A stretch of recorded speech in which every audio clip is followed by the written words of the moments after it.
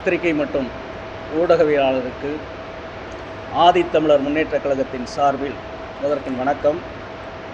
இன்றைக்கு ஆதித்தமிழர் முன்னேற்றக் கழகத்தின் மாநில செயற்குழு மற்றும் பொதுக்குழு கூட்டம் கோவை மணியரங்கத்தில் நடைபெற்று வருகிறது.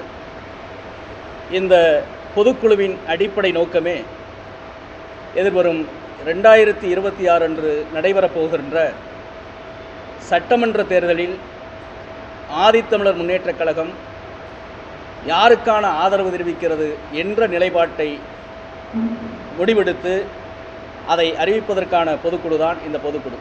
அந்த வகையில் கடந்த 2021 அனைத்து இந்திய அண்ணா திராவிட முன்னேற்றக் கழகத்தை ஆதரித்து வருகின்ற எங்களது அமைப்பு வருகின்ற 2026 அனைத்து இந்திய அண்ணா திராவிட முன்னேற்றக் கழகத்தை ஆதரித்து அதன் வெற்றிக்கு உழைத்து மரியாதைக்குரிய எடப்பாடியார் அவர்களை முதலமைச்சர் ஆக்குவதுதான் இந்த பொதுக்குழுவில் எடுக்கப்பட்டிருக்கின்ற சிறப்பு தீர்மானம். அதற்கு என்ன அடிப்படை காரணம் என்றால், தமிழகத்தில் வாழக்கூடிய பட்டியல் சமூகத்தில் 60 லட்சத்திற்கு மேலான வாக்குகளை கொண்ட அருந்ததியர் சமூகத்திற்கு திராவிட முன்னேற்றக் கழகம் செய்திருக்கின்ற அநீதிகளை தாண்டி அனைத்து இந்திய அண்ணா திராவிட முன்னேற்றக் கழகம் பல நல்ல திட்டங்களை உருவாக்கி தந்திருக்கிறது. உதாரணத்திற்கு சொல்ல வேண்டும் என்று சொன்னால், அருந்ததியர் சமூகத்தில் பிறந்திருக்கின்ற சுதந்திர போராட்ட வீரர்கள் ஒண்டி வீரருக்கு நெல்லையில் ஒரு கம்பீரமான மணிமண்டபத்தை அணைத்து தந்தது அனைத்து இந்திய அண்ணா திராவிட முன்னேற்றக் கழகம். அதேபோல சிவகங்கை ஆண்ட வேலுநாச்சியாரின் படைத்தளபதியாக இருந்த குயிலி அவர்களுக்கு நினைவு சின்னத்தை எழுப்பியதும் அனைத்து இந்திய அண்ணா திராவிட முன்னேற்றக் கழகம். அதே போன்றுதான் 2021 பிப்ரவரி 15 அந்த நாளில் நாமக்கல் மாவட்டம் குமாரபாளையத்தில் எங்களது அமைப்பின் சார்பில் நடத்தப்பட்ட மாநாட்டில் அன்றைக்கு முதலமைச்சராக இருந்த மரியாதைக்குரிய எடப்பாடியார் அவர்கள் பங்கேற்று அந்த மாநாட்டை சிறப்பு செய்ததோடு இன்றைக்கு ஈரோட்டில் கட்டப்பட்டிருக்கின்ற அந்த பொல்லானுக்கான மணிமண்டபத்தை அவர்தான் அறிவிப்பு செய்தார், அரசாணை வெளியிட்டார். அதன் அடிப்படையில் தான் இன்றைக்கு பொல்லானுக்கான மணிமண்டபம் அங்கே எழுப்பப்பட்டிருக்கிறது. அதைப்போல தூய்மை பணியாளர்களுக்கான நலத்திட்டங்கள் பல அவர்கள் செய்திருக்கிறார்கள். குறிப்பாக சொல்ல வேண்டுமென்றால், கிராமப்புறத்தில் இருக்கக்கூடிய தூய்மை பணியாளர்களுக்கு முன்பெல்லாம் எந்த பாதுகாப்பு நிதியும் கிடையாது. இப்போது 50,000 அவர்கள் ஓய்வு பெறுகிற போது மாதம் 2000 ஊக்கத்தொகை என்று எடப்பாடியார் தான் அறிவித்தார். தமிழகம் முழுவதும் பல்வேறு இடங்களில் அருந்ததியர் சமுதாயத்திற்கு, குறிப்பாக பட்டியல் சமூகத்திற்கு வீடற்ற மக்களுக்கு மனையிடம் பெற்று அதில் மனை கட்டி கொடுத்ததும் அனைத்து இந்திய அண்ணா திராவிட முன்னேற்றக் கழகம். அது மட்டுமல்லாது, அருந்ததியர் இடஒதுக்கீடு வழக்கு உச்சநீதிமன்றத்தில் வந்தபோது எடப்பாடியார் அவர்கள் முதலமைச்சராக இருக்கிற போதுதான் அந்த உச்சநீதிமன்ற தீர்ப்பில் முறையான வழக்கறிஞரை அனுப்பி இன்றைக்கு 7 பேர் கொண்ட அமர்வு அருந்ததியர் மக்களுக்கு வழங்கப்பட்டிருக்கின்ற இடஒதுக்கீடு சரிதான் என்ற தீர்ப்பை உறுதிப்படுத்தியவர் எடப்பாடியார்.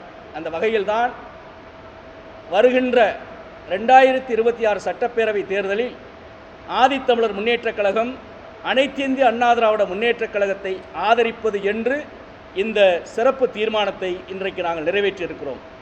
இன்னொன்று, இன்றைக்கு ஆண்டு கொண்டிருக்கிற திராவிட முன்னேற்றக் கழக ஆட்சியில் ஆட்சி பொறுப்பேற்ற காலந்தொட்டு இதுவரை 60க்கும் மேற்பட்ட அருந்ததியர் சமூக மக்கள் மட்டும் படுகொலைக்குள்ளாக்கப்பட்டிருக்கிறார்கள்.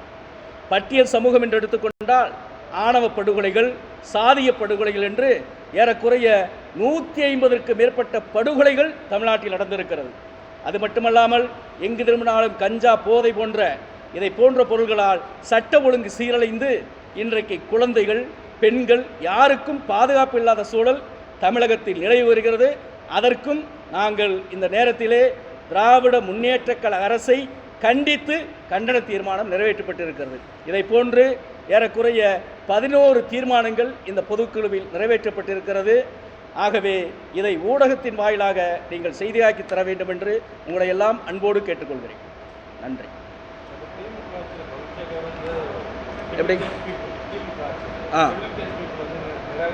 சமூக நீதினு பேசுறாங்க. பட் அவங்களுக்கு சமூக நீதிக்கு ஏற்றப்ப எதுவும் நடக்குது? குறிப்பாக சொல்ல வேண்டுமென்றால் இன்றைக்கு ஒவ்வொரு முறையும் திராவிட முன்னேற்றக் கழகத்துடைய முதலமைச்சர் அவர்கள் இது சமூக நீதி ஆட்சி என்று சொல்லுகிறார். உண்மையான சமூக நீதி என்றால் என்ன செய்திருக்க வேண்டும்? உச்சநீதிமன்றம் அறுதிற்கான இடஒதுக்கீடு வழங்கப்பட்டவுடன் வகைப்படுத்துதல் திட்டத்தின் கீழ் ஒவ்வொரு மாநிலத்திற்கும் அவர்களுக்கு மக்கள் தொகைக்கேற்றவாறு நீங்கள் இடஒதுக்கீடை வழங்க வேண்டும் என்று உச்சநீதிமன்றம் தீர்ப்பு வழங்கியும் இதுவரை கிடப்பில் போட்டு வைத்திருக்கிறார்.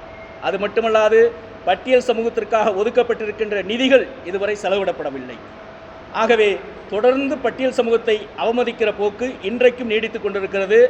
அண்மையில் கூட பொல்லானைப்பட்டி நாடாளுமன்ற அவையில் வைத்து இன்றைக்கு இருக்கக்கூடிய மாநிலங்களவை உறுப்பினர் திருச்சி சிவா அவர்கள் மிகவும் கொச்சையான வார்த்தையை பயன்படுத்தி கேவலமாக பேசியிருக்கிறார். அதற்கு முன்பாக ராசா என்பவர் நீலகிரி தொகுதியினுடைய நாடாளுமன்ற உறுப்பினர், அவரும் அறுதிர் மக்களை மலமழுகிற சாதி, மைனாரிட்டி சாதி என்றாலும் கொச்சைப்படுத்துகிறார். இப்படி தொடர்ந்து அறுதிர் மக்களை அவமானப்படுத்துவது, ஏமாற்றுவது, வஞ்சிப்பது என்பது திமுகவின் கைவந்த கலை. ஆகவே அவர்கள் சமூக நீதி ஆட்சி என்று சொல்வதில் எந்தவித நியாயமும் இல்லை. ஆகவே அதை நாங்கள் எதிர்க்கிறோம்.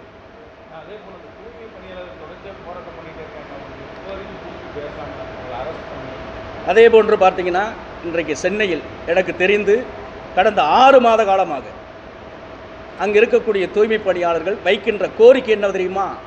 2 தான். ஒன்று, எங்களுடைய பணியை நிரந்தரப்படுத்த வேண்டும். இன்னொன்று, எங்களுக்கு முறையான ஊதியம் வழங்க வேண்டும். இதுதான் கோரிக்கை.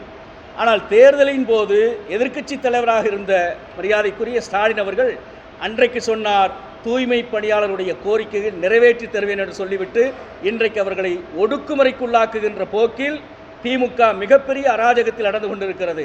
ஆகவே இதற்கெல்லாம் பாடம் புகற்றுகிற வகையிலே கிராமம் கிராமமாக வீதி வீதியாக சென்று ஆதித்தமிழர் முன்னேற்றக் கழகம் திமுகவை படுதோல்விக்கு அடைவதற்காகவும் அனைத்திந்திய அண்ணா திராவிட முன்னேற்றக் கழகம் ஆட்சி கட்டிலில் அமர்வதற்கான களப்பணியை எங்களிடம் இருக்கக்கூடிய களப்பணியாளர்கள் 2000 பேர் களத்தில் இறங்கி பணியாற்றுவோம் என்பதை மட்டும் இந்த நேரத்தில் தெரிவித்துக் கொள்கிறேன். விஜய் இன்றைக்கு மிகப்பெரிய பேசுபொருளாகி கொண்டிருக்கிறார். நம்மை பொறுத்தவரை விஜய் ஒரு நல்ல நடிகர். அவரை எல்லோரும் இளைஞர்கள், இளம்பெண்கள் எல்லோரும் ரசிக்கிறார்கள்.